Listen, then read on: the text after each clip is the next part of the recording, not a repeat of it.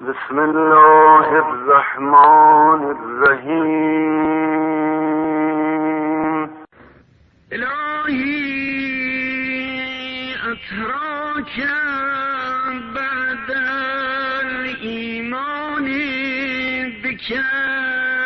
تعذبني ام بعد حبي إياك تبعدني أما رجائي لرحمتك وصفحك تحرمني أما استجارتي بعفوك تسلمني حاشا لوجهك الكريم أن تخيبني ليس شيري الاشتقاء ولدتني أمي أم للعناء ربتني فليتها لم تلدني ولم تربني وليس لي علمت من أهل السعادة جعلتني وبقربك وجوارك خصصتني فتضرع بذلك عيني وتطمئن له نفسي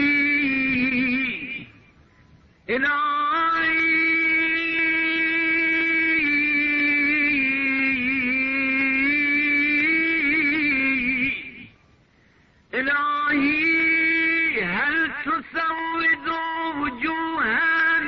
خرت ساجدة لعظمتك أو تخرس ألسنة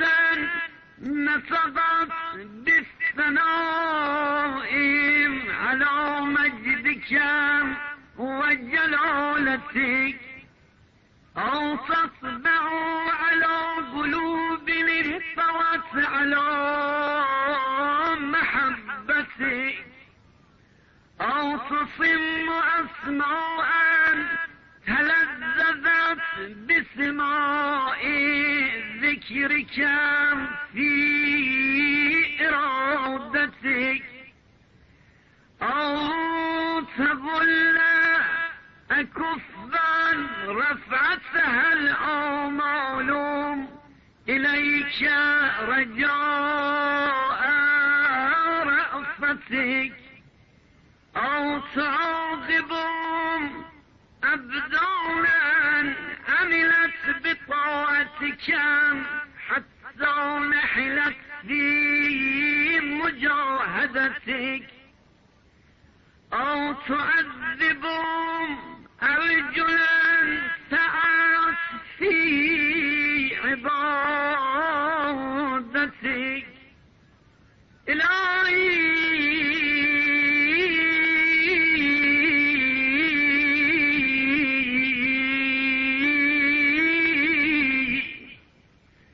إلهي لا تغلق على موحديك أبواب رحمتك ولا تحجب مشتاقيك عن النظر إلى جميل رؤيتك إلهي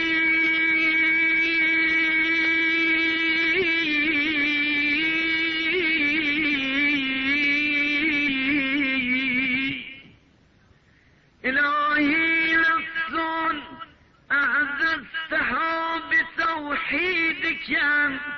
كيف تذلهم بمهانة هجرانك وضمير إن أبدا على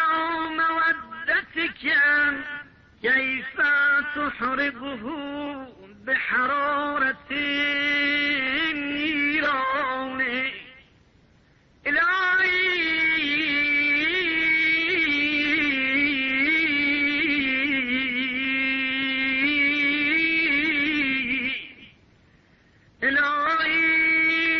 أجر لي من أليم غضبك وأديم سخطك يا حنان يا منان يا رحيم يا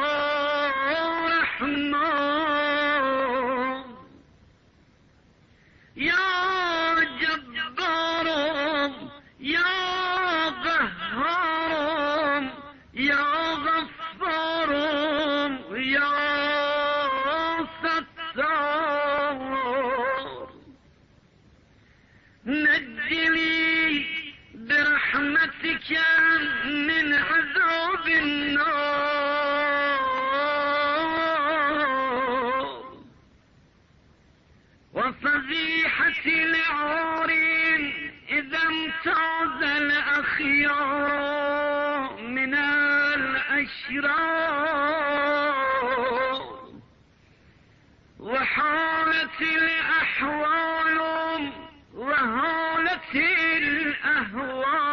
الأهوال وقرب المحسنون وبعد المسيئون ووفيت كل نفس ما كسبت وهم لا